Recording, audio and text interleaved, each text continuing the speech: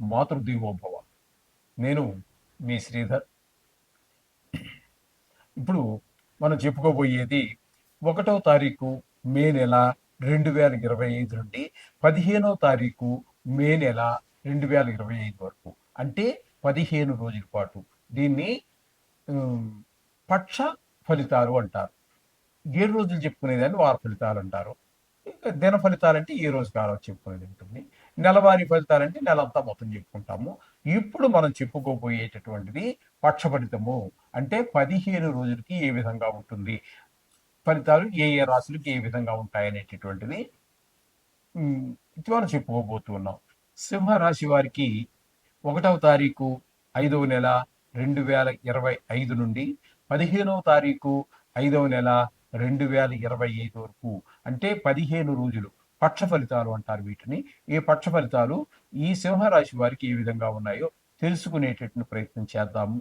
ఇక్కడ ఈ సింహరాశి వారికి ద్వితీయ స్థానంలో కేతు యొక్క సంచారం జరుగుతోంది. కేతు యొక్క సంచారం ద్వితీయ స్థానంలో శుభ ఫలితములను ఇవ్వజాలదు. ఇక్కడ ముఖ్యంగా ధన ఆదాయం తగ్గుతుంది.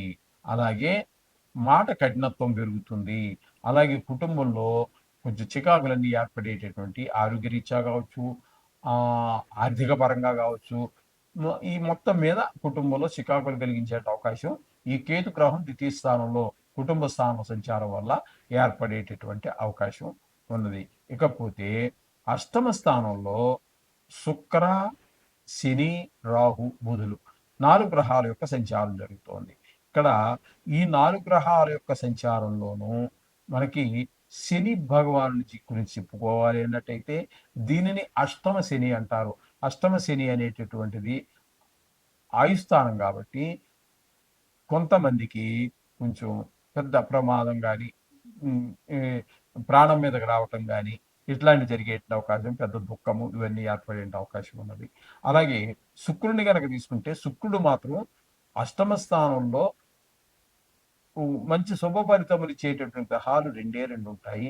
ఒకటి శుక్రుడైతే, 2 బుధుడు. కాబట్టి శుక్రుడు మంచి ఫలితాలు ఇస్తూ ఉన్నాడు. చాలా చక్కటి ఫలితాలు ఇస్తాడు మొత్తం నెల ఈ 15 రోజులు కూడా. అలాగే బుధుడు కూడా 3 రోజులు మాత్రమే అష్టమ స్థానంలో ఉంటున్నారు. కాబట్టి ఆ 3 రోజులు కూడా చాలా మంచి ఫలితాలే ఇస్తాడు ఆయన కూడా. ఇక రాహు గురించి చెప్పుకోవాలంటే శనికి ఏ మాత్రము తీసిపోనటువంటి దుష్ఫలితాలను మాత్రమే ఇస్తూ ఉన్నాడు. ఈ విధంగా ఉంటుంది అష్టమ స్థానంలో 4 గ్రహాల యొక్క ప్రభావం. ఇకపోతే బుధుని యొక్క సంచారం 3 రోజులు చెప్పుకున్నాం కదండి అష్టమ స్థానంలో. మిగతా 12 రోజులు ఇక్కడ మీకు భాగ్యస్థానంలో జరుగుతోందండి. భాగ్యస్థానంలో కూడా బుధుడు శుభప్రదమైనటువంటి ఫలితాలైతే ఇవ్వజాలడు. మొత్తం మీద బుధుడు మీకు పూర్తిగా వ్యతిరేకమే. ఇక్కడ మీకు ఉన్నటువంటి 4 గ్రహాలలో అష్టమ స్థానంలో ఉన్నటువంటి 4 గ్రహాల్లో మీకు అనుకూలమైన గ్రహం ఒక్క శుక్రుడు మాత్రమే. చేత ఆ విధంగా ఉంటుంది. ఇక మిగతా బుధుడు కూడా మనకి అంత ఉపయోగకారి కాదు. కానీ రవి రవి కూడా భాగ్యస్థానంలో ఒక 13 రోజులు, దశమ స్థానంలో ఒక 2 రోజులు సంచారం చేస్తున్నాడు. భాగ్యస్థానంలో రవి కూడా అనుకూలమైన ఫలితాలు అయితే ఇవ్వగలడు.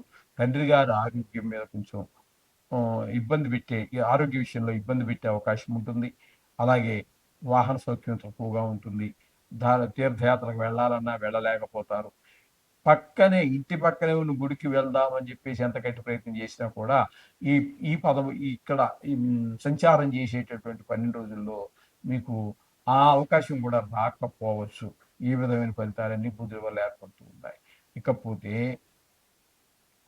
దశమ స్థానంలో రవి 2 రోజులు సంచారం చేస్తున్నారు. ఆ 2 రోజులు మాత్రం అనుకూలమైన ఫలితాలు ఉంటాయి. అది పెద్దగా పరిగణలోకి తీసుకోక్కర్లేదు. 15 రోజుల్లో 2 రోజులు. అలాగే గురు ప్రభావం కూడా తీసుకున్నట్టయితే దశమ స్థానంలో దశమ స్థానంలో 13 రోజులు సంచారం చేస్తున్నారు.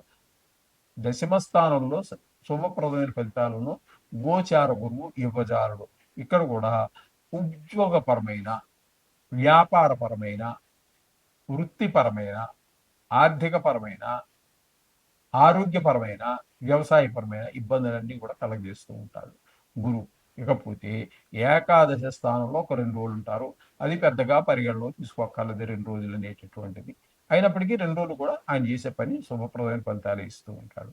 ఇక వ్యయస్థానంలో వ్యయస్థానంలో కనుక మనం తీసుకున్నట్టయితే కుజుని యొక్క కుజుని యొక్క సంచారం జరుగుతోంది.